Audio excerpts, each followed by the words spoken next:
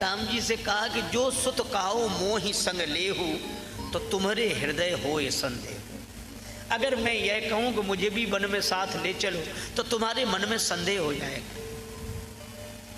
स्पष्ट नहीं हुआ संदेह क्या हो जाएगा, बस पंक्ति लिखकर तुलसीदास जी आगे बढ़ गए। पर एक भाव मुझे बहुत प्रिय लगता है। कौशल्या जी बोली, राम तुम्हारे मन में एक संदेह हो जाएगा। क्या? बोले, एक तो भरत की माँ कैकेयी हैं, जो राम का युवराज पद पर अभिषेक उत्सव नहीं देखना चाहती। और कौशल्या जी बोली, अगर मैं कहूँ कि राम मुझे भी अपने साथ वन ले चलो, तो तुम्हें कहीं यह संदेह ना हो जाए, क्या राम की माँ कौशल्या भी भरत का राज्याभिषेक नहीं देखना चाहती, इसलिए वन जाने की बात कर रही है? तो नहीं नहीं, राम जैसे मेरे लिए तुम, वैसा भरत, मैं भरत का राज्याभिषेक देखूंगी, यही रहूंगी। भरत जी तो रोने लगे, चरणों में सिर रख दिया। माता, तुम्हारे जैसे जननी के कोख से परमात्मा ही प्रकट होते हैं, मनुष्य रूप में अवतार लेते हैं।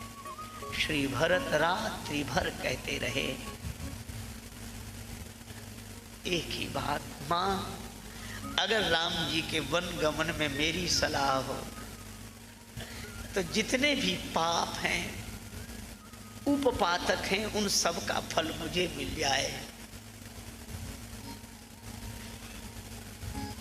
कौशल्या मैया बोली, भरत दोबारा मत कहना ऐसा।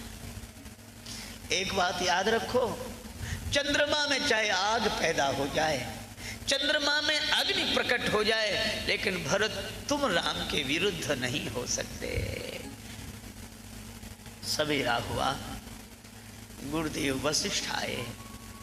भरत को देखकर तो गुरुदेव वशिष्ठ भी रोने लगे। बिलखि कही मुनिनाथ, सुनऊ भरत भावी प्रबल, बिलखि कही मुनिनाथ, हानि लाभ जीवन मरण जस अपजस विधि हाथ।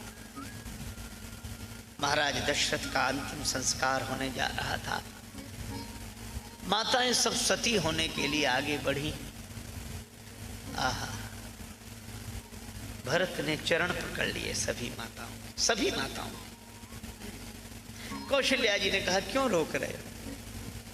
भरत जी ने कहा कि माँ, पिताजी का मनोरथ था श्री राम जी को राज्य पद पर बैठे हुए देखने का, लेकिन उनकी वे आंखें यह दृश्य नहीं देख सकी, तो वे आपकी आंखों से तो वे दृश्य देखें। अपना मनोरथ देख पाए न पूज्य पिता, उनका मनोरथ माँ किसको दिखाऊंगा? और इतने पर भी न मानोगी कहना, यदि मेरी मात, तो तुमसे प्रथम साथ में पिता के मैं चिता में जल जाऊंगा। गही पद भरत मात सब राखी, रही रानी दर्शन अभिलाखी। वह दिन बीता। दूसरे दिन आपातकालीन बैठक बुलाई गई। गुरुदेव वशिष्ठ विराजमान हुए,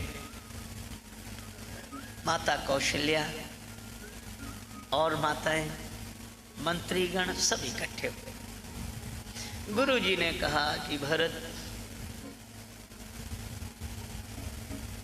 आहा, तुम्हारे पिता ने तुम्हें राज्य दिया है, और पुत्र का धर्म है पिता की आज्ञा का पालन करना, इसलिए इस राज्य पद को स्वीकार करो। हाँ, एक बात है, तुम्हें अगर यह उचित न लगे तो राम जी के आने पर यह पद उन्हें सौंप देना। सेवा करे स्नेह सुभाएं। इसे सुनकर श्री सीताराम जी भी प्रसन्न होंगे और कोई इसे अनुचित नहीं बताएगा। इस पद पर बैठो। माता कौशल्या बोली, बेटा तुम्हें यह बात अच्छी ना भी लगे तो भी पद पर बैठ जाओ, क्योंकि पूत पथ्य गुरु आयसु आहाई, गुरुदेव की आज्ञा पथ्य समझकर स्वीकार कर दो। मंत्रियों ने भी कहा, कीजिए गुरु आयसु अवश्य, कहीं सचिव कर जोर। भरत जी ने सबकी बात सुनी। अंत में बोले, गुरुदेव आप बिल्कुल ठीक कह रहे हैं। आप जो उपदेश दे रहे हैं इसका आचरण करने से मेरा भला होगा। क्या क्या क्या भरत जी के गुणों की बात करूं, शील गुण भरत जी का। इसलिए गुरु अवमान दोष नहीं दूसरा, गुरुजनों की बात का मंडन किया, फिर अपना निवेदन किया। इसीलिए तुलसीदास जी कहते हैं कि भरत जी जब बोलते हैं ना तो वचन अमीय जन गोरी, अमृत में डुबाकर वचन बोलते हैं। कई लोग कहते हैं हम तो साफ बोलते हैं, किसी को बुरा लगे चाहे भला, साफ। बहुत लोग कहते हैं सत्य तो कड़वा होता है। पता नहीं कहां से ये परिभाषा आ गई कि सत्य कड़वा होता है। हमारे यहाँ सत्य बोलने की महिमा पर जोर है, पर साथ साथ प्रिय बोलने की। सत्यम ब्रूयात प्रियम ब्रूयात, न ब्रूयात सत्यम अप्रियम, अप्रिय सत्य मत बोलो। इसे एक उदाहरण से समझा जा सकता है। एक आदमी के घर आए मेहमान, बहुत जल्दी में थे, मिले और बोले अभी जा रहा हूँ। बोले ऐसे कैसे? घर आए, कुछ खा पी कर जाओ, जल्दी बनवा देता। बोले नहीं नहीं, वो इतना समय कहाँ है। तो बोले बाजार से मंगवा देता हूँ। पिता ने 10 रुपए दिए, अपने बेटे को भेजा कि गरम गरम जलेबी ले आ। बेटा जाने लगा, पिता बोला देख लेना, गरम गरम का मतलब समझते हो क्या? बोले जैसे ही कढ़ाई से निकले वैसे। बेटा गया, हलवाई जलेबी बना रहा था। एक कढ़ाई से जैसे ही उसने जलेबी निकाली और दूसरी कढ़ाई में डालने लगा चाशनी वाली। बेटा बोला ये क्या गड़बड़ करते हो? पिताजी ने कहा था जैसे ही कढ़ाई से निकले वैसे ही ले आना। अच्छा अब आप बताओ, अगर एक ही कढ़ाई से निकली वह जलेबी ले आए तो सिकी तो खरी है, खरी है, इसमें कोई संदेह नहीं, खरी है, लेकिन स्वाद आएगा? नहीं आएगा जब तक चाशनी में न डुबोई जाए। बस यही है, अपनी वाणी की जलेबी को सत्य की कढ़ाई में खरी सेक तो लो, लेकिन शील की चाशनी में डुबोकर सामने वाले को दो। एक कवि ने तो कहा कि परमात्मा ने इस शरीर की संरचना में अस्थि का उपयोग किया है। प्रत्येक अंग में हड्डियां ही हड्डियां, लेकिन एक ये जिह्वा ऐसी है कि इसमें कोई अस्थि का प्रयोग नहीं किया। क्यों? उस कवि ने कहा कि कुदरत को ना पसंद थी सख्ती बयान में, कुदरत को ना पसंद है सख्ती बयान में, इसीलिए तो दी नहीं हड्डी जवान में।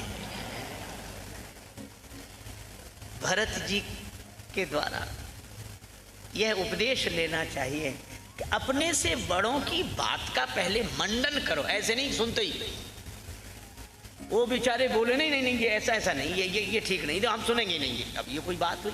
अपमान होगा। भरत जी कहते हैं गुरु जी आप ठीक कह रहे हैं, माता जी आप ठीक कह रहे हैं, मंत्रीगण सब ठीक कह रहे हैं। गुरु जी बड़े खुश हुए। अब भरत सिंहासन पर बैठे, लेकिन भरत जी ने अत्यंत विनम्रता पूर्वक कहा गुरुदेव मुझे यह पद नहीं चाहिए। गुरु जी अवाक रह गए, बोले यह मेरी व्यथा है। गुरु जी बोले भरत तो क्या तुम दुनिया को यह दिखाना चाहते हो कि तुम पद के लोभी नहीं त्यागी हो, इसलिए यह पद छोड़ रहे हो? धन्य है, श्री प्रेम मूर्ति है। श्री भरत जी तुरंत बोले गुरुदेव मैं तो पद का लोभी हूं, इसलिए पद छोड़ रहा हूं। गुरु जी बोले ये अजीब तर्क है, त्यागी लोग पद छोड़ते हैं, लोभी आदमी कहीं पद छोड़ता है? भरत जी बोले गुरुदेव कभी कभी लोभी आदमी भी पद छोड़ देता है। कहा कब? बोले किसी लोभी को बड़ा पद मिल जाए तो छोटा पद छोड़ देता है। तो भरत इस अयोध्या के राज्य पद से भी कोई पद बड़ा है? हाँ गुरु जी। देखे बिनु रघुनाथ पद जिय के जननी न जाय। राम पुनीत प्रेम अनुगामी। आपने कहा था कि जिनके भजन के बिना हृदय की जलन नहीं जाती वे श्री राम तुम्हारे पुत्र बने हैं। आपने कहा था पिताजी से? गुरुजी बोले हाँ कहा था। बोले गुरुजी आपने तब कहा था, आपकी वही बात आज मैं दोहरा रहा हूँ कि देखे बिन रघुनाथ पद जिय के जरन न जाए। तो आपकी ही आज्ञा का पालन है। गुरुजी प्रसन्न हो गए, लेकिन एक बात कही, भरत अगर मैं तुम्हें बलात् जबरदस्ती सिंहासन पर बिठाऊं तो नहीं बैठोगे? भरत जी बोले बैठना पड़ेगा, लेकिन परिणाम बड़ा अमंगलपूर्ण होगा। क्या? बोले गुरुदेव अगर आप गुरोर आज्ञा गरीयसी के अनुसार मुझे जबरदस्ती सिंहासन पर बिठा दोगे तो एक ही दुष्परिणाम होगा, मोहि राज हठ देहु जबहि रसा रसातल जाई है तबहि। पृथ्वी रसातल को चली जाएगी अगर मुझे सिंहासन पर बिठा दो। गुरुजी बोले भरत इस धरती पर हिरण्याक्ष हिरण्यकश्यप का राज्य रहा, पृथ्वी रसातल को नहीं गई। रावण कुंभकर्ण का राज्य है, पृथ्वी रसातल को नहीं गई। और भरत तुम्हारे जैसा महात्मा राज्य सिंहासन पर बैठ जाएगा तो पृथ्वी रसातल को चली जाएगी। यह तर्क मेरी समझ में नहीं आता। भरत जी ने अत्यंत विनम्रता पूर्वक कहा गुरुदेव पृथ्वी हिरण्याक्ष हिरण्यकश्यप का अत्याचार सहन कर सकती है, क्योंकि पृथ्वी माता जानती है कि ये राक्षस है। रावण कुंभकर्ण का अत्याचार पृथ्वी सहन कर लेती है, क्योंकि पृथ्वी माता जानती है कि राक्षस है। लेकिन गुरुदेव जब हिरण्याक्ष हिरण्यकश्यप रावण और कुंभकर्ण का काम राम का भाई करने लगे तो पृथ्वी भरोसा किस पर करेगी? वह तो रसातल को चली ही जाएगी। रसा रसातल जाइए। मैं कहता हूँ भरत वह नाम है जिस नाम का स्मरण करने से जीवन पवित्र हो जाता है। आप कल्पना करो तब से और अब की, और भरत से और हम जैसे आदमी की। भरत जी कहते हैं कि हमें पद पर बिठा दोगे, हमें राज्य पद पर बिठा दोगे तो पृथ्वी रसातल को चली जाएगी। और हम कहते हैं कि हमें अगर पद पर नहीं बिठाओगे तो देश रसातल को चला जाएगा। अगर बचाना है तो हमें बिठाओ। अब भरत जी कहते हैं रसा रसातल जाइए तब वहीं। और श्री भरत देखो क्या लेने के लिए गए, क्या देखने के लिए गए? देखे बिनु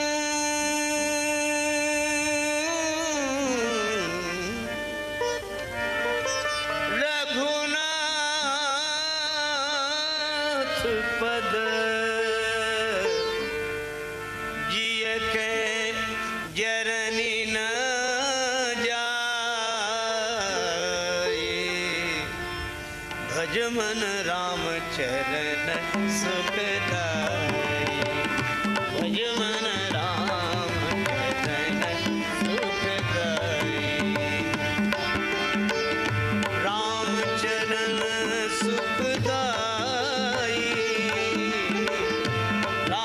चरण सुखदाई, भज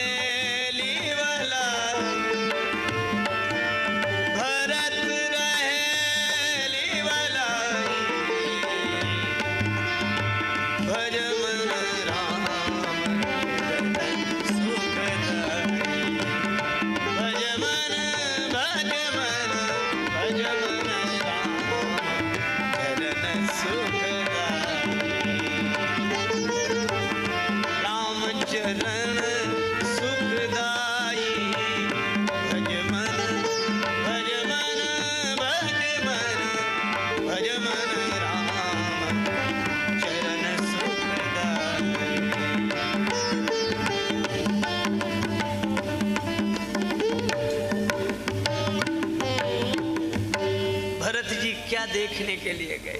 देखे बिनु रघुनाथ पद, जिए के जननी न जाए। वे राम जी के पद दर्शन के लिए गए पद दर्शन के लिए, और लौटे तो पादुका लेकर गए। पद दर्शन के लिए लौटे पादुका लेकर। आहा, देखो भगवान ने कहा कि भरत पद दर्शन के लिए आए हैं और अवलंब चाहते हैं। अवलंब क्या? बोले पद यहाँ ही नहीं, हम जहाँ रहें वहाँ पद दिखाई देते रहे, वहाँ पद कमलों का स्मरण होता रहे, चिंतन होता रहे, तो भगवान के पद चिंतन का अवलंब मिल जाए। और अवलंब कैसे? बोले टोपी देखकर, मुकुट देखकर सिर की याद आती है, कंगन देखकर हाथ की याद आती है, अंगूठी देखकर उंगली की याद आती है, जंजीर देखकर कंठ की याद आती है, लेकिन पादुका देखकर तो पद की याद आएगी। इसलिए भगवान ने प्रभु करी कृपा पावरी दीन, सादर भरत शीस धरी।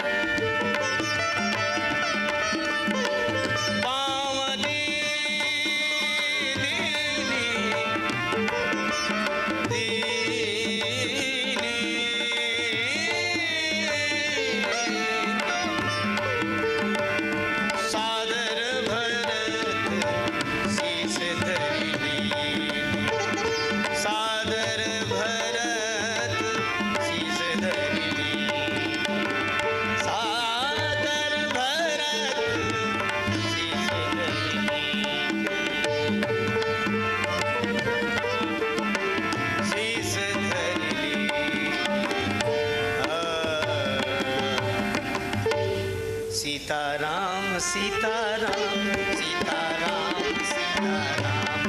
सभी लोग आरती के बाद ही जाएंगे, कृपया आरती के बाद ही जाएं। सीताराम सीताराम सीताराम सीताराम। मैं आरती के लिए अनुरोध करता हूँ श्रीमती जयश्री बनर्जी, पूर्व सांसद श्री भगवान जी भाई धीरावाणी, डॉक्टर आशुतोष श्रीवास्तव, के आशुतोष साकल्ले, रामकिशोर अग्रवाल जी, अशोक राठी जी, महेश भट्टन, अंबिकेश्वर दुबे जी, नरेंद्र खजांची गाड़वाड़ा, चंद्रप्रकाश मिश्रा जी गाड़वाड़ा, पंडित इंद्रपाल तिवारी जी, डॉक्टर BM अरोड़ा जी, श्री संतोष मीणा जी, चिनूभाई शाह, श्री अजीत जैन जी, श्री सीताराम जी महाराज की, गिरिराज चाचा जी, श्री हनुमान जी महाराज की, श्री तुलसीदास जी महाराज की, सब संतन की जय, सब भक्तन की। कृपया सभी आरती संपन्न होने के बाद ही जाएं। जय जय श्री राधे श्याम, नमः पार्वती पतये, हर हर महादेव। जैन मुनियों के चरणों में राम सिया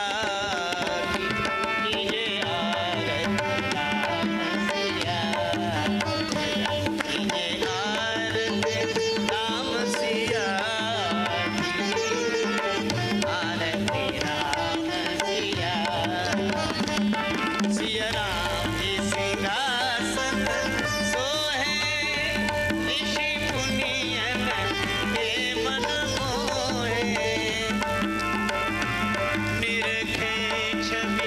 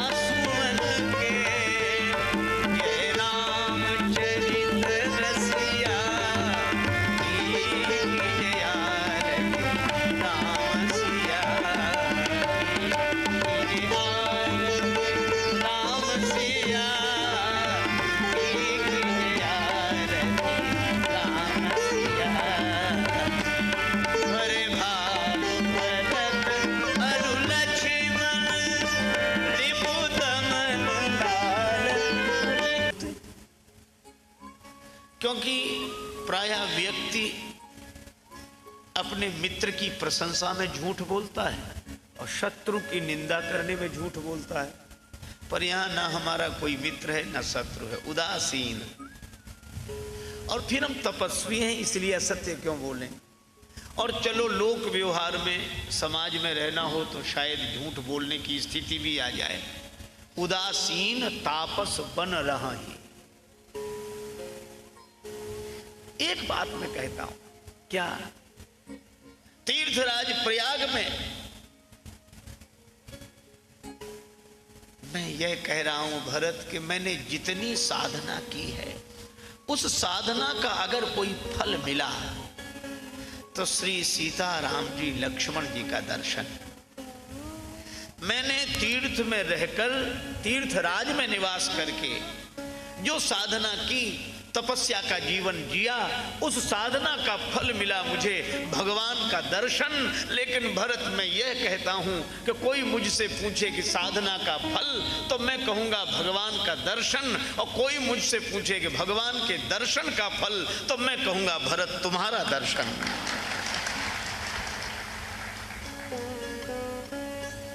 तुम्हारा दर्शन साधन का फल नहीं है, यह तो फल का फल है। ते ही फल कर फल दरस तुम्हारा, सहित प्रयाग सुभाग हमारा। अच्छा एक बात है, कोई प्रयागराज में पहुंचे तो यात्री का सौभाग्य है कि प्रयागराज का। पर भरद्वाज जी कहते हैं कि प्रयाग का सौभाग्य है जो आप आए। क्यों? क्योंकि भरत तुम कोई यात्री नहीं हो, तुम तीर्थ नहीं हो, तुम तो स्वयं तीर्थराज हो। अगर तीर्थराज भरत जी भी हैं और प्रयाग भी तीर्थराज है तो सौभाग्य कैसा, दोनों समान ही हुए। फिर भरद्वाज जी बोले नहीं, अंतर है। क्या? बोले भरत तुम तीर्थराज हो और प्रयाग भी तीर्थराज है, लेकिन एक अंतर है, यह प्रयाग स्थिर तीर्थराज है और तुम चलते फिरते तीर्थराज हो। तो स्थिर प्रयागराज ने जब चलते फिरते प्रयागराज को देखा तो अपना सौभाग्य माना। भरत दरस देखत खुलेऊ मग लोगन कर भाग, जनु सिंघल वासिन भयऊ विधिवस सुलभ प्रयाग।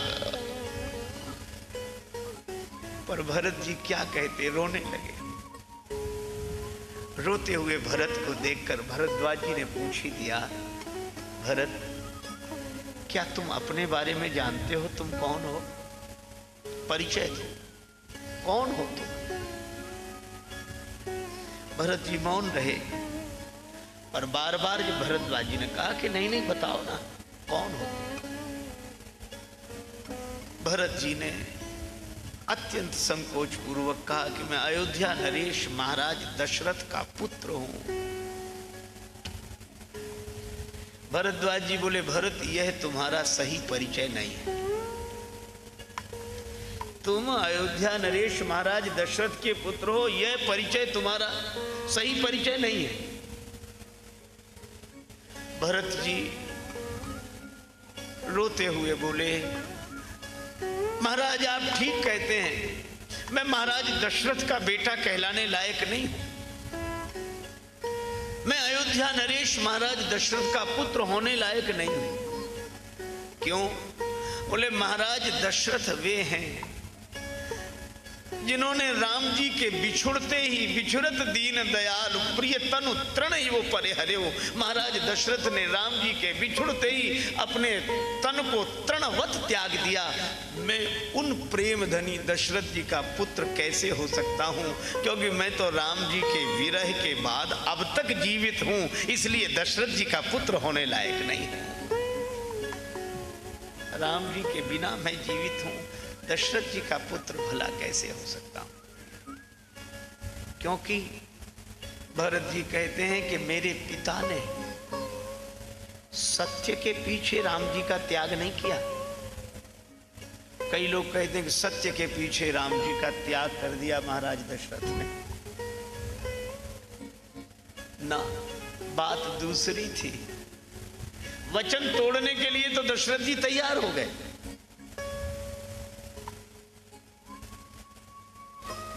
कह दूंगा कैकेयी जी से कि मैं वचन तोड़ रहा हूं। इससे क्या होगा? बोले जो वचन देकर वचन भंग कर दे तो अपयश होगा। दशरथ जी इसके लिए तैयार हो गए। अजस हो बरु सुजस नसा,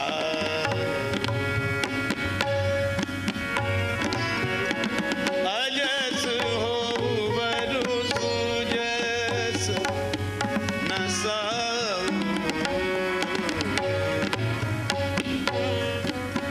नरक परों बरु सुरपुर जाओ, अजस हो सुजस नसा, अजस हो। वचन तोड़ूंगा, अपयश मिलेगा, मिल जाए। श्रेष्ठ नष्ट होना है, हो जाए। नरक मिलेगा, मिल जाए। स्वर्ग ना मिले, बोलो। तो दशरथ जी सत्य को छोड़ने के लिए तैयार हो गए, वचन तोड़ने के लिए तैयार हो गए। अच्छा, अगर तैयार हो ही गए थे तो छोड़ ही देते। यहां तक कहा सब दुख दुसह सहावहु मोही, किंतु लोचन ओट राम जनि हो। सारे दुख मिल जाएं पर राम जी मेरे नेत्रों से दूर न जाएं। अगर दशरथ जी वचन तोड़ देते तो राम जी वन न जाते, लेकिन बात वचन की नहीं थी। अस मन गुनई राव नहीं बोला। क्यों? बोले पीपर पात सरिस मन डोला। पीपल के पत्ते की तरह मन डोल गया कि मैं वचन तोड़ भी नहीं सकता। क्यों नहीं तोड़ सकते? सत्य के कारण, अपने अभिमान के कारण। बोले ना ना, फिर समस्या सत्य की नहीं है, बात वचन की नहीं है, बात दूसरी है। दशरथ जी रोने लगे। तेही पर राम शपथ करी आई। मैंने राम जी की सौगंध करके कैकेयी जी को वचन दिया है कि कैकेयी तुम जो मांगोगी वह दूंगा, और अब अगर वचन तोड़ता हूं तो जिसकी सौगंध की है उसका कहीं अमंगल ना हो जाए, इसलिए मैं वचन नहीं तोड़ सकता। तो दशरथ जी ने सत्य के लिए नहीं, राम जी की शपथ के लिए, मैं सत्य छोड़ सकता हूं पर राम की शपथ कैसे तोड़ दूं। भरत जी कहते हैं भरद्वाज जी से कि जिस पिता ने प्राण छोड़ दिए, शरीर छोड़ दिया, लेकिन राम जी की शपथ देकर दिए हुए वचन को नहीं तोड़ा कि नहीं तो शपथ टूट जाएगी, और शपथ टूटने से कहीं मेरे राम जी का अमंगल ना हो जाए। सत्य प्रेम यही राम पद, वे सच्चे प्रेमी हैं। आहा, भरत जी कहते हैं ऐसे पिता का मैं पुत्र हूं। यह ठीक ही कहते हैं महाराज, मैं दशरथ जी का पुत्र होने लायक नहीं। अगर दशरथ जी का पुत्र होता तो जैसे दशरथ जी ने राम जी के विरह में प्राण छोड़ दिए, तो मैं तो अभागा अब तक जीवित हूं, तो दशरथ जी का पुत्र कहलाने लायक कैसे हो सकता हूं। ठीक कह रहे हैं आप, ठीक। पर भरद्वाज जी अपने आंखों के आंसू पहुंचते हुए बोले, भरत और कोई बात कहो, और किस रूप में तुम अपने को जानते हो? मैं श्री राघवेंद्र का अनुज सेवक भरत। नहीं नहीं, यह भी तुम्हारा परिचय नहीं, सही परिचय नहीं। भरत जी बोले हाँ महाराज ठीक कह रहे हैं, राम जी के मन में राज्य की कोई वासना नहीं। राजीव लोचन राम चले तज बाप को राज बटाऊ के नाई। पर मेरे मन में कहीं ना कहीं राज्य की वासना तो रही होगी, भले ही अवचेतन मन में वह संस्कार रहा हो। अगर वासना न होती तो मुझे जन्म देने वाली माँ मेरे लिए राज्य क्यों मांग लेती। मैं राम जी का भी भैया कहलाने लायक नहीं हूं, लेकिन एक परिचय मेरा बिल्कुल सही है। क्या? मैं कैकई माता का बेटा हूं, कैकई का बेटा हूं।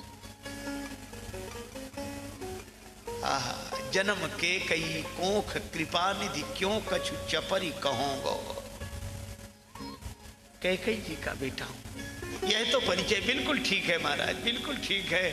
भरद्वाज जी बोले नहीं नहीं भरत, यह भी तुम्हारा परिचय सही नहीं है। अब तो भरत जी चौंके, पर यह संत वाणी है। दशरथ नंदन भरत, यह परिचय सही नहीं। रघुनंदन के अनुज भरत, यह परिचय सही नहीं है। कैकई किशोर भरत, यह परिचय भी सही नहीं है। भरद्वाज जी बोले मैं तीर्थराज प्रयाग में परम सत्य पूर्वक यह घोषणा कर रहा हूं कि भरत तुम्हारा अगर कोई परिचय है तो केवल एक, क्या तुम तो भरत मोर मत एहू धरे देह जनु राम सनेहू। भरत तुम दशरथ नंदन नहीं हो, तुम रामानुज नहीं हो, तुम कैकई किशोर नहीं हो, तुम तो साक्षात राम प्रेम हो भरत, प्रेम की मूर्ति हो भरत। राम प्रेम मूर्ति तनु आही। भरद्वाज जी कहते हैं कि मैंने प्रेमी तो देखे और प्रेमास्पद परमात्मा का दर्शन भी किया, लेकिन प्रेम का आज ही दर्शन किया है। भरत तुम तो साक्षात श्री राम प्रेम हो। यह है भरत। तो भरत की कथा तो प्रेम की कथा है, और प्रेम की अभिव्यक्ति वाणी से नहीं, आंखों के पानी से हो तो हो। प्रेम स्वरूप है श्री भरत। और भरत जी के जीवन में प्रेम का दर्शन है, प्रेम का प्रदर्शन नहीं। गूढ़ स्नेह भरत मन माही, किसी को पता ही नहीं चलता कि श्री भरत प्रेमी हैं। बाल्यकाल की एक घटना, अयोध्या नगरी में सरयू जी के किनारे सुरम्य और सुखद स्थल, समतल भूमि देखकर श्री राघवेंद्र और उनकी सखा मंडली ने, उनके भाइयों ने गेंद खेलने का निश्चय किया। गेंद का खेल खेलने का निश्चय, लेकिन खेल तभी शुरू होगा जब दो दल बनाए जाएं। बिना दो दल के तो खेल हो ही नहीं सकता। श्री लक्ष्मण जी को लगा कहीं ऐसा ना हो कि भगवान खेल में अपने खिलाफ हमें खड़ा कर दें, क्योंकि लक्ष्मण जी तो खेल में भी प्रभु के खिलाफ नहीं रह सकते। वे तो श्री राम जी के पास आए कि प्रभु खिलाड़ी बनाना है तो अपनी तरफ रखना, खिलाड़ी बनाना है तो अपनी तरफ रखना, और नहीं तो मैं दर्शक रहूंगा, फिर खिलाड़ी नहीं रहूंगा। आहा, भगवान ने लक्ष्मण जी से कहा आओ मेरे साथ। अब प्रश्न यह है कि सभी राम जी के पक्ष में हो जाएंगे तो विपक्ष में कौन रहेगा, और जब विपक्ष में कोई नहीं रहेगा तो खेल कैसे होगा।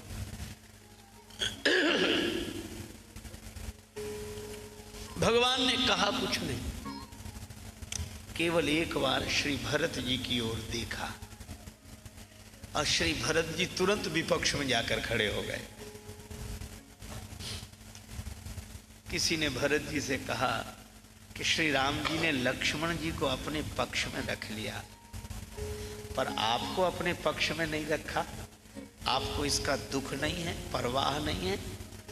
भगवान ने पक्षपात किया है, लक्ष्मण जी को अपने पक्ष में रखा और आपको विपक्ष में।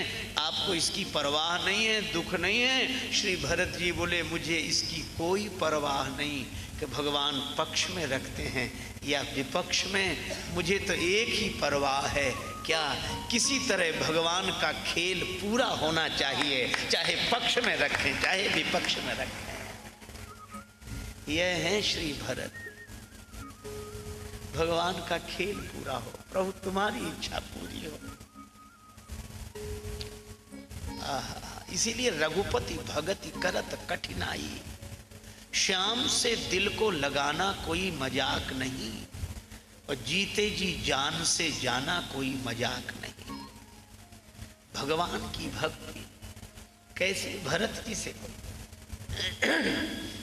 भरत जी से फिर पूछने वाले ने प्रश्न किया, लेकिन एक बात तो है, यह आपकी महानता है, पर लक्ष्मण जी राम जी के बिल्कुल पास में है और आप तो इतने दूर हैं। ये भड़काने वाले भी तो कम नहीं होते हैं, कब किस तरह किस घटना की व्याख्या करें। का आपको राम जी से दूर रहना पड़ा। श्री भरत जी बोले, यह तो अपने अपने देखने का ढंग है, राम जी के पक्ष में जो हैं उन्हें वह लाभ नहीं मिल रहा जो हमें। क्यों? बोले जो श्री राम जी के पक्ष में खड़े हैं वे हमें देख रहे हैं, और हम विपक्ष में खड़े हैं तो हम भगवान का दर्शन कर रहे हैं। तो दर्शन का जितना बढ़िया अवसर विपक्ष वालों को मिल रहा है वो पक्ष वालों को नहीं मिल रहा है। यह है श्री भरत। खेल शुरू हुआ। राम लखन एक ओर भरत गमन लाल एक ओर भये। राम लखन एक ओर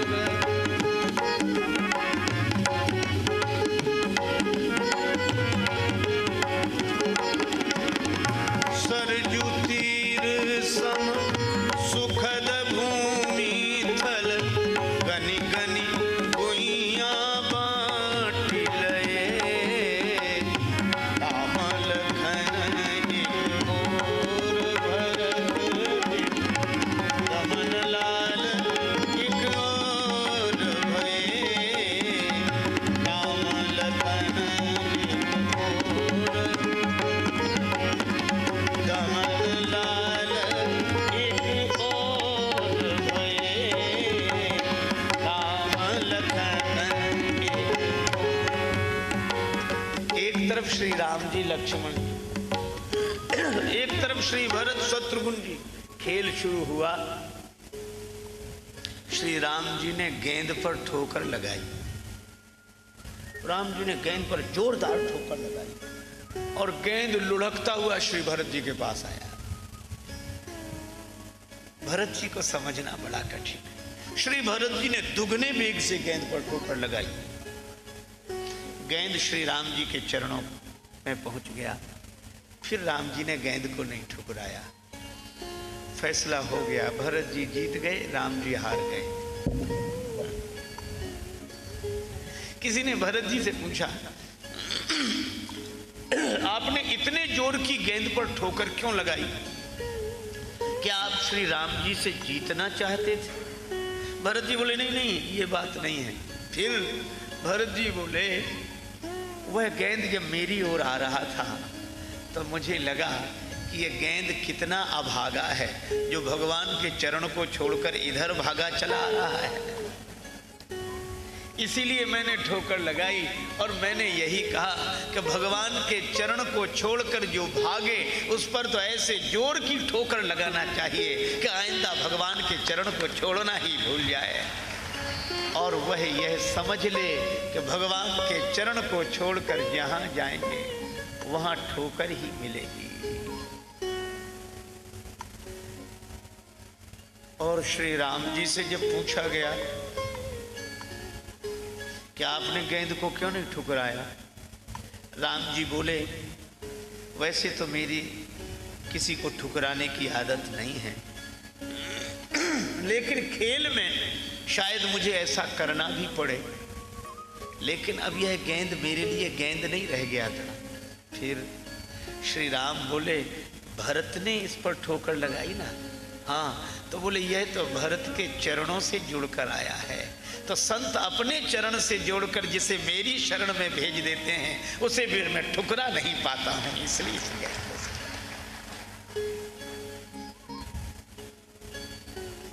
भगवान का यह स्वभाव है।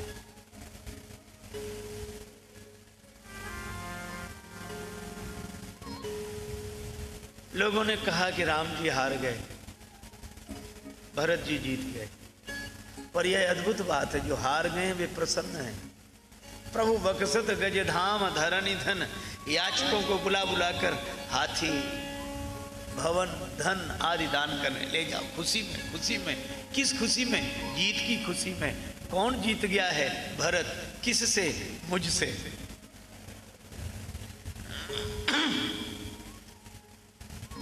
राम जी जैसा स्वभाव कहीं नहीं, लेकिन यह भी सही है कि भरत जी जैसा भाव कहीं नहीं।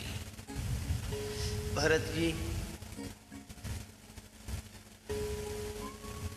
से जब पूछा गया, करे आप तो जीत गए और सिर झुकाए बैठे हैं, आंखों में आंसू हैं, क्या बात है? भरत जी बोले, मैं जीता नहीं हूं। अरे आपने राम जी को हरा दिया है खेल में। भरत जी बोले, यह सही बात नहीं है कि मैंने राम जी को हरा दिया है। फिर भरत जी बोले, सही बात तो यह है कि मैंने राम जी को नहीं हराया, बल्कि राम जी ने मुझे जिता दिया है। मैं प्रभु कृपा दीत यो ही मैं प्रभु कृपा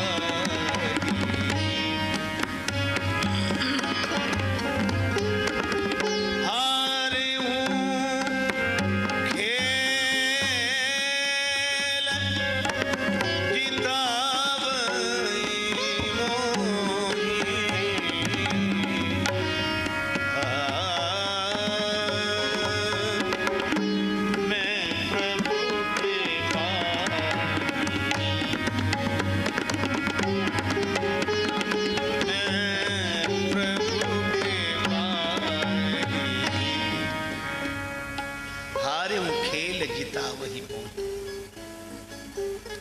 यह भरत,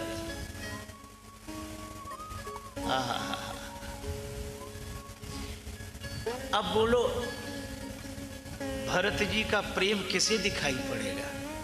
सब लोग तो यही समझे कि भरत जी भी राम जी के प्रेमी हैं, पर लक्ष्मण जी ज्यादा हैं। वे राम जी के बिना नहीं रह सकते, खेल में भी दूर भरत जी रह लेते हैं, क्योंकि गूढ़ स्नेह भरत मन माही। पर इन भरत जी का प्रेम एक दिन छलक पड़ा, जब मिथिला के दूत आए पत्रिका लेकर। खेलत रहे तहां सुधि पाई। श्री भरत आए,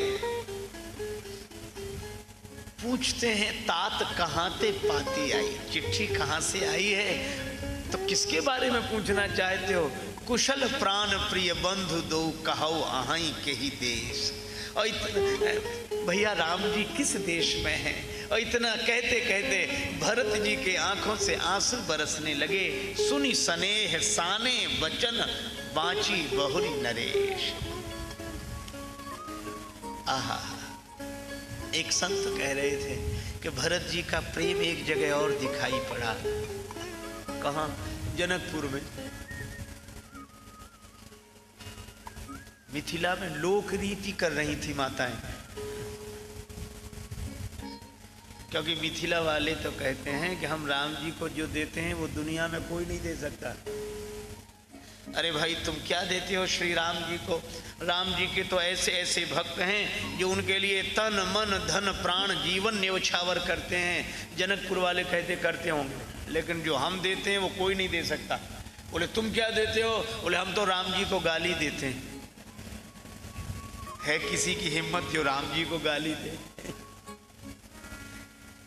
एक सखी ने कहा कि राम जी तो मर्यादा पुरुषोत्तम है। पुरुषोत्तम को गारी कैसी? तो दूसरी सखी बोली कि गारी बिन ससुरारी कैसी। श्री राम जी ज्ञानियों के ब्रह्म हैं, योगियों के ईश्वर हैं, भक्तों के भगवान हैं, पर जनकपुर वालों के तो संबंधी है। एक महात्मा है, वो इसी भाव में रहते हैं। एक पुराने समय में संत हुए मामा प्रयागदास जी, वैष्णव परंपरा के बड़े उच्च कोटि के संत, वे श्री जानकी जी को अपनी बहन और राम जी को अपना बहनोई मानते। एक संत ने उनसे कहा कि तुम कौन हो? बोले हम राम जी। तो एक बार तीर्थराज प्रयाग में गए तो बड़े आराम से खाट बिछाई, खाट पर कपड़े तकिया लगाकर सोए, नीचे मिट्टी का करवा जल से भरा रखा था। किसी ने कहा कि मेले में नहीं गए, यहाँ क्यों पड़े हो? प्रयागदास जी बोले मतवादी हैं, वहाँ इकट्ठे हम जाके करें क्या मेलों में? और प्रयागदास श्री राम को लेकर पड़े रहेंगे ढेलों में। किसी ने कहा ढेलों में पड़े हो? कितने आराम से गद्दा तकिया लगाकर सोए हो पलंग पर, और साधु को ऐसे रहना चाहिए? प्रयागदास जी अपनी मस्ती बोले चुप रहो, हम वैसे साधु नहीं है जैसे तुम समझ रहे। बोले फिर? बोले हम साधु ही नहीं हो। फिर कौन हो? तो हंसते हुए बोले नीम के नीचे खाट बिछी है और खाट के नीचे करवा, और प्रागदास अलमस्ता सोवे राम लला को सरवा। हम तो राम जी के साले। तो पूरब की बोली में साले को सार बोलते हैं। तो किसी ने पूछ दिया कि बाबा आपको और कोई संबंध नहीं मिला राम जी के सेवक बनते, सखा बनते, ये सार? तो प्रयागदास जी हंसकर बोले कि हम तो राम जी के ही सार हैं, पर राम जी तो पूरे संसार के सार हैं, या पूरे संसार में राम नाम एक सार, और हमारी संसर को करे हम सारहू के सार। हम तो सार के भी सार। तो प्रेम की तो अद्भुत लीला है। तो जनकपुर में मिथिला की देवियों ने श्री राम जी से विनोद किया। राम जी की जूतियां छिपा कर रख दी, पीला वस्त्र लपेट दिया, एक आसन पर बिठा दिया। अब राम जी से आकर बोली कि हमारे यहाँ की कुल देवी हैं, इनका पूजन करो। बोली लला इन देवी के लागहु पाए, लला इन देवी के लागहु पाए, लागहु पाए, लला इन देवी के लागहु पाए।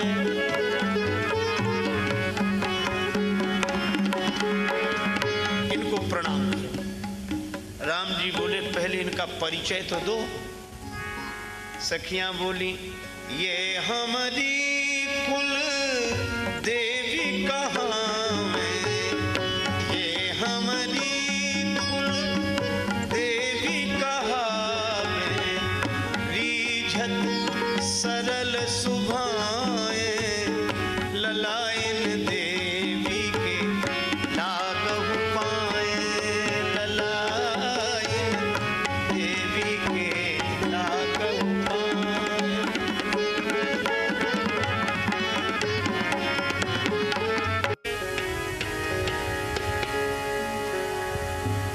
तार तो को भवसों अनेक जीव तारिवे को, राम कथा गंगा जो न धाम धाम धावती, प्रभु के विश्वास को न दंड हो सुदृढ़ हो, तो विश्व बीच धर्म की ध्वजा न फहरावती। शैव शाक्त विष्णु भक्त रहते राजेश शत्रु, चार घाट झांकी जो न लखिवे में आवती, और प्यासे रही जाते ज्ञानी प्रेमी कर्म कांडी, दीन तुलसी की बानी जो पे पानी ना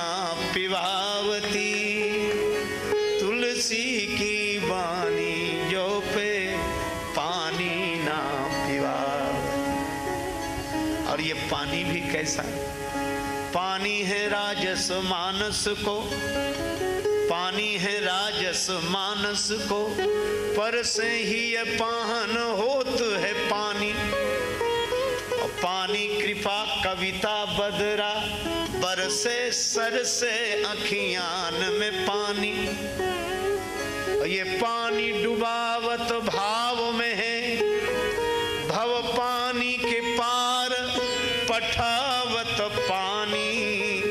और पानी के तेज गुमानिन को, पल में यह पानी उतारत पानी।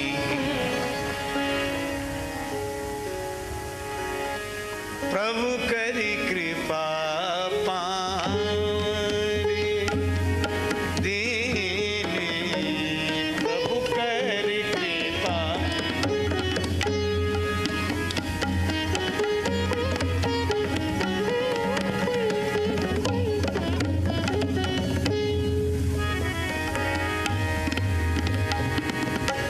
सादर भरत शीस धरि लीन,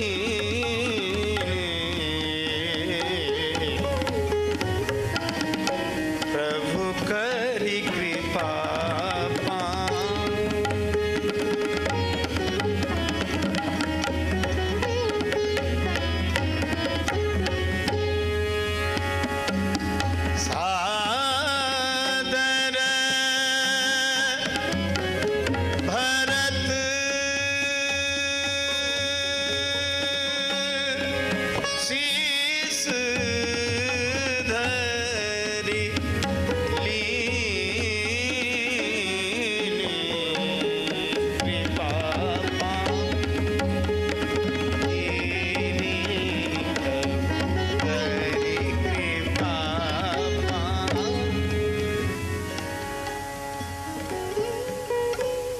श्री रामचरितमानस की इस भाव पंक्ति का आशय है, भगवान ने कृपा पूर्वक पादुका दी और श्री भरत जी ने प्रभु प्रदत्त पादुका को आदर पूर्वक सिर पर रख लिया।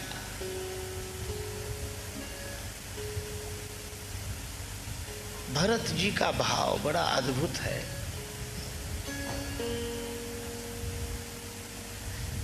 सादर भरत शीस धरि लेने। क्यों?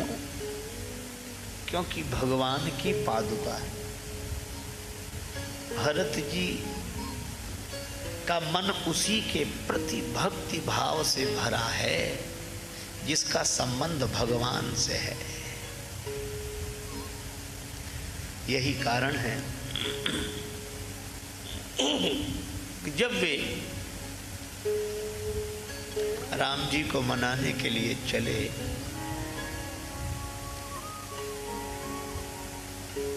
उस दृश्य को हम लोग देखें और मन से हम लोग भी सम्मिलित हों इस यात्रा में। बहुत प्रसिद्ध पारंपरिक भजन की पंक्ति आप लोगों ने सुनी होगी, मैं उसी को दोहरा रहा हूं। भरत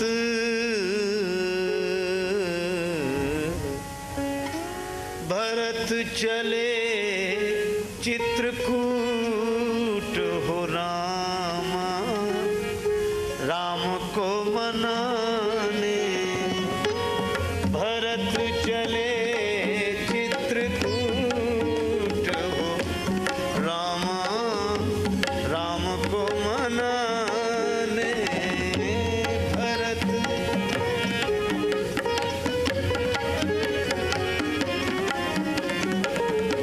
राम को मनाने।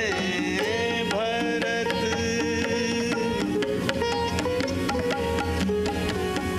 राम राम को मनाने।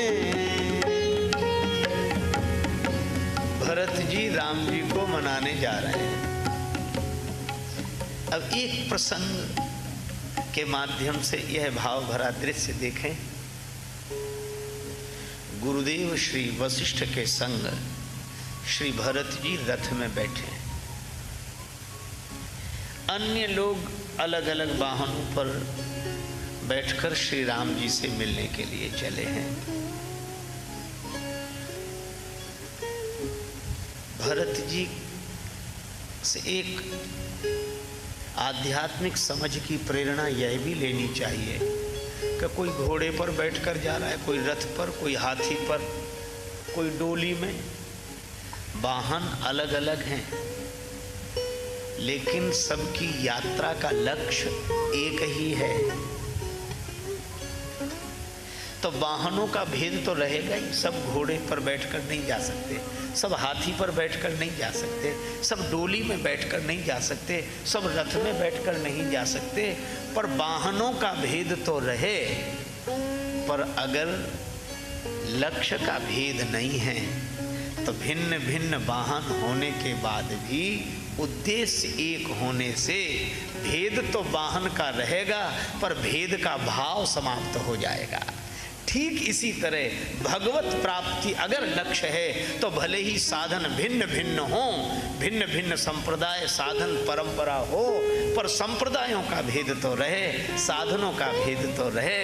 लेकिन भगवत प्राप्ति का अगर उद्देश्य है तो भेद का भाव समाप्त हो जाए। यही लोक के लिए परम कल्याणकारी मार्ग है। भेद रहे पर भेद का भाव न रहे। लोग भेद मिटाने पर तुले, जबकि भेद नहीं मिटता, भेद का भाव मिटता है। आभूषणों का भेद नहीं मिटता, पर स्वर्ण की दृष्टि से आभूषणों के भेद का भाव समाप्त हो जाता है। भरत जी रथ में बैठे। अब बहुत करुणापूर्ण और हृदय द्रावक प्रसंग है। निखाद राज गुह को समाचार मिला कि भरत जी आ रहे हैं और सेना साथ में है। भ्रम हो गया।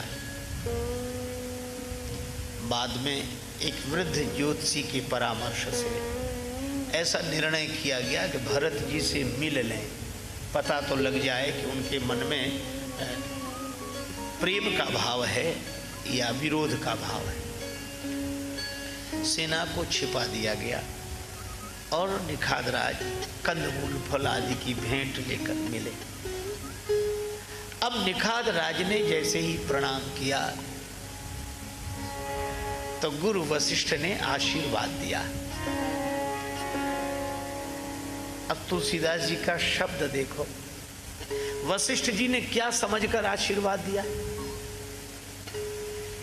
यह समझकर कि यह श्रृंगवेरपुर का राजा है ना, तो यह समझकर कि बेचारा दीनहीन छोटी जाति का निखाद है, यह समझकर बोले ना। फिर क्या समझकर आशीर्वाद दिया? जानी राम प्रिय दीन असीसा, असीसा।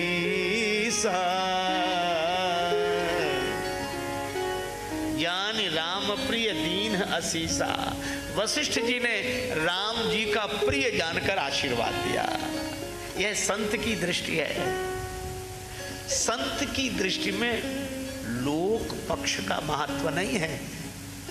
मिलेंगे लोग पूछेंगे तेरा व्यवहार कितना है, मिलेंगे लोग पूछेंगे तेरा व्यापार कितना है, मगर यह कोई नहीं पूछता कि तेरा प्रभु से प्यार कितना है। पर वशिष्ठ जी को लगा यह राम जी का प्रिय है और राम जी इसे प्रिय है। आहा, संत का आशीर्वाद उसी को मिलता है जिसका भगवान से संबंध होता है। ज्ञानी राम प्रिय दीन असीसा। अच्छा, आगे भी तुलसीदास जी का शब्द प्रयोग देखें। भरत जी ने पूछा कौन है ये? भरत ही कहे वो बुझाई मुनीषा, भरत ही कहे बुझाई, भरत ही कहे वो बुझाई मुनि, कहे वो बुझाई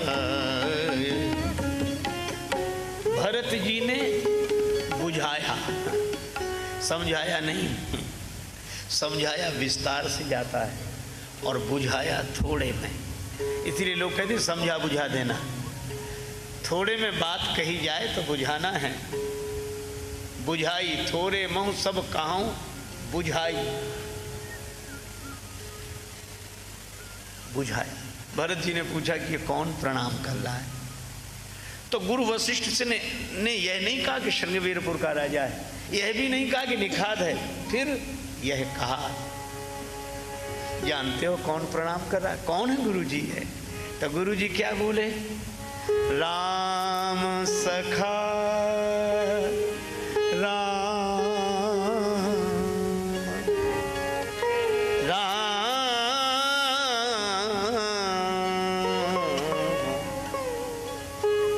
ये राम जी का सखा है। परिचय तो यह होना चाहिए, राम जी का सखा। बस भरत जी ने इतना सुना कि यह राम जी का सखा है, फिर यह नहीं पूछा कि नाम क्या है, जाति क्या है, संपन्नता कैसी है, नहीं पूछा। राम सखा सुनि स्यंदन त्यागा। भरत जी रथ से कूद पड़े, रथ से नीचे उतर आए। वशिष्ठ जी ने कहा कि अरे अरे, इसलिए थोड़ा ही यह कहा था कि तुम ऐसा व्यवहार करो। भरत, यह तो उचित नहीं है। क्यों? तुम अयोध्या के वर्तमान समय में राजा हो और अयोध्या की राज्य परंपरा के अंतर्गत ही छोटी सी रियासत है श्रृंगवीरपुर, और इसका राजा है यह निखाद। तो निखाद राज छोटी सी रियासत का राजा है, उसको देखकर अयोध्या के पद पर बैठा हुआ सम्राट रथ छोड़ के नीचे उतर जाए, यह व्यवहारिक मर्यादा नहीं है। भरत जी ने आंखों में आंसू भरकर कहा, गुरुदेव, आपने यह नहीं कहा कि यह श्रृंगवीरपुर का राजा है, आपने यह कहा कि यह राम जी का सखा है। और गुरुदेव आप ही सोचिए, यह राम जी का सखा है और मैं राम जी का सेवक हूँ, तो सखा बराबरी का होता है और सेवक छोटा होता है। और राम जी का सखा धरती पर लकड़ी की तरह पड़ा रहे और राम जी का सेवक रथ पर चढ़ा रहे, यह ठीक नहीं है। तो श्रृंगवीरपुर के राजा को देखकर भरत रथ से नीचे नहीं उतरा, फिर बोले राम जी के सखा को देखकर राम जी का सेवक रथ से कूद पड़ा है। गुरु वशिष्ठ के आंखों में आंसू आ गए। बोले भरत, यह तो तुम्हारी ही सोच हो सकती है। श्री भरत जी गए, निखाद राज ने देखा कि भरत मेरे लिए उतर कर आए, चरणों में गिर गया। और जैसे ही निखाद राज चरणों में गिरे तो भरत जी ने हृदय से लगा लिया। लेकिन भरत जी यह सोचने लगे कि यह मुझे प्रणाम कर रहे हैं, सौभाग्यशाली तो यह मुझसे अधिक है, तो मैं इनके प्रति भाव क्या रखूं? भरत जी ने तुरंत सोच लिया कि कोई ऐसा है जो उम्र में मुझसे छोटा हो और भाव में मुझसे बड़ा हो, भक्ति भाव में मुझसे बड़ा हो। कौन? तो तुरंत याद आ गई, आहा धन्य लक्ष्मण बड़ भागे। तो निखाद राज को जब हृदय से लगाया तो भरत जी क्या सोचते हैं, करत दंडवत देखते ही भरत लीन उर लाई और मनहु लखन सन भेंट भई प्रीत न हृदय समाए। श्री भरत जी को ऐसे लगा जैसे लक्ष्मण मुझे मिल गए। आहा, निखाद राज में भरत जी को लक्ष्मण जी दिखाई देते हैं। निखाद राज सारे समाज को भरत जी को लेकर गए गंगा जी किनारे। निखाद राज कथा सुना रहे हैं, भरत भैया यही श्री गंगा जी का वह घाट है जहाँ भगवान श्री राम ने स्नान किया और अपनी जटाएं बनाई, अनुज सहित सिर जटा बनाए, यही वह स्थल है। निखाद राज रोते हुए बोले कि बस उसी दिन से मैंने इस घाट का नाम राम घाट रख दिया है। भरत जी ने जो इतना सुना तुरंत लकड़ी की तरह धरती पर गिर गए। निखाद राज संभालने लगे, अरे क्या कर रहे हो, क्या कर रहे हो? प्रणाम, अरे तो घाट को हाथ जोड़कर सिर झुका लेते, यह आप लकड़ी की तरह भूमिष्ठ होकर ऐसा प्रणाम क्यों कर रहे हैं? भरत जी तो कुछ नहीं बोले, पर तुलसीदास जी बोले मैं बताता हूँ। अच्छा आप क्या बताते हो? बोले निखाद राज या अन्यों की दृष्टि में वह गंगा जी का एक घाट राम घाट होगा, पर भरत जी को कैसा लग रहा है? राम घाट कहाँ कीन प्रणाम, भामन मगन मिले जनु राम। राम घाट को प्रणाम करने में उन्हें ऐसे लगता है जैसे राम जी मिल गए हों। यह है भक्त की दृष्टि। भगवान को तो सब जगह है, पर भगवान को देखने के लिए भक्त की दृष्टि चाहिए। इसीलिए एक भक्त कवि ने कहा कि श्री कृष्ण को बहुतों ने देखा, पर जैसा एक ने देखा वैसा किसी और ने नहीं देखा। बोले श्री कृष्ण को किसने देखा? तो एक भक्त ने लिखा कि देखन को घनश्याम की मूर्ति, देखन को घनश्याम की मूर्ति, चाहिए सूर की आंधरी आंखें। श्री कृष्ण को देखने के लिए तो सूरदास जी की दृष्टि चाहिए, भक्तिमती मीरा जी की दृष्टि चाहिए। आहा,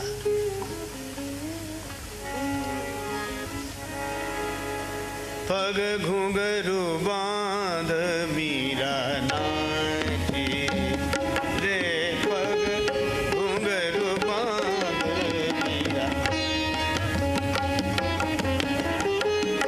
घुंघरू बांध मीरा नाची,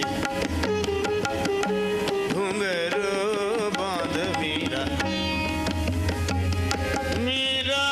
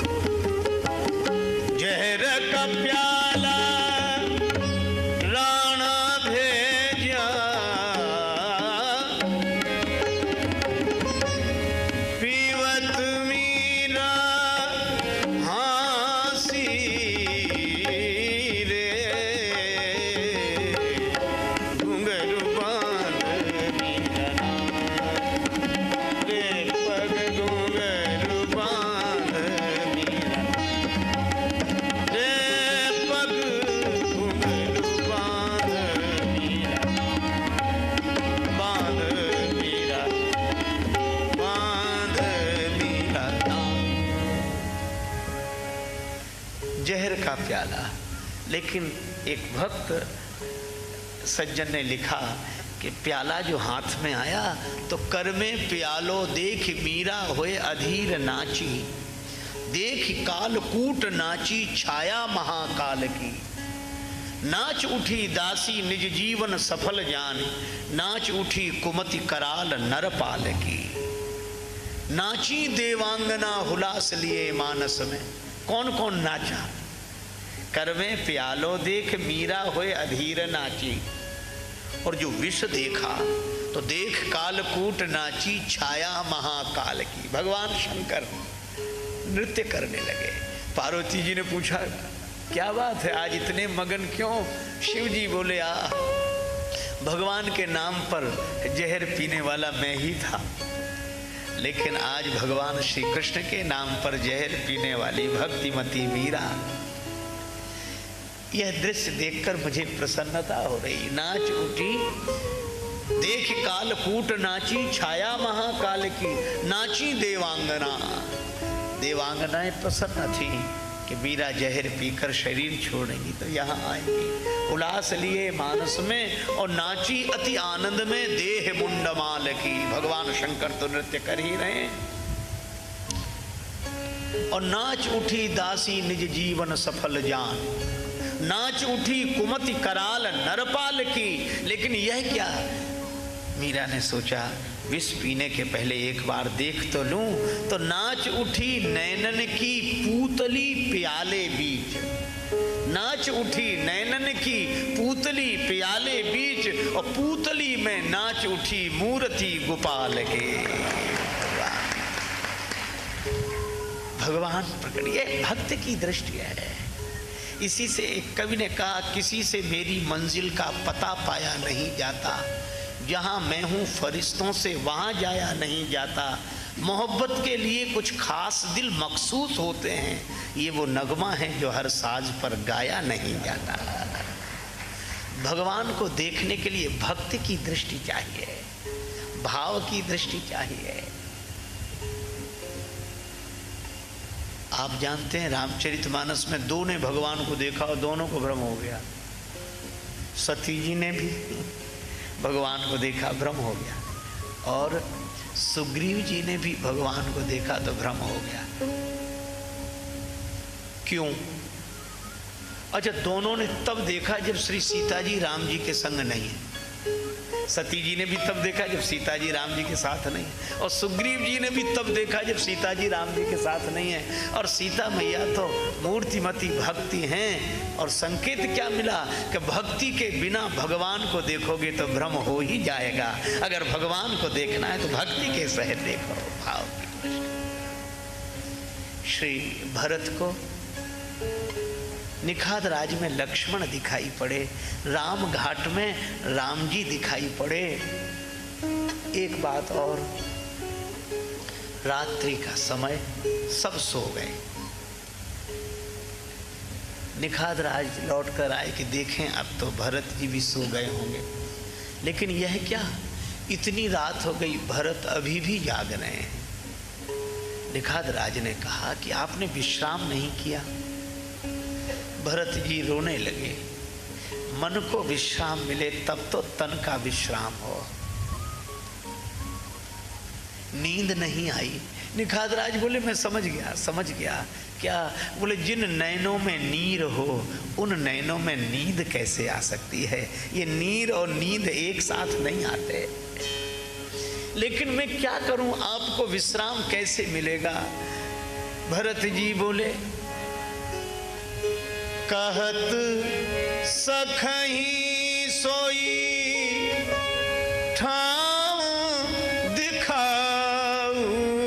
अगर आपको यह वीडियो पसंद आई हो तो हमारे चैनल रामायणी को सब्सक्राइब करें और इस वीडियो को लाइक करके महाराज जी के लिए अपना प्यार प्रकट करें।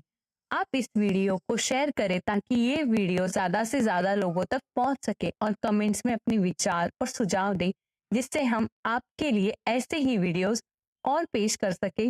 जय श्री सीताराम जी।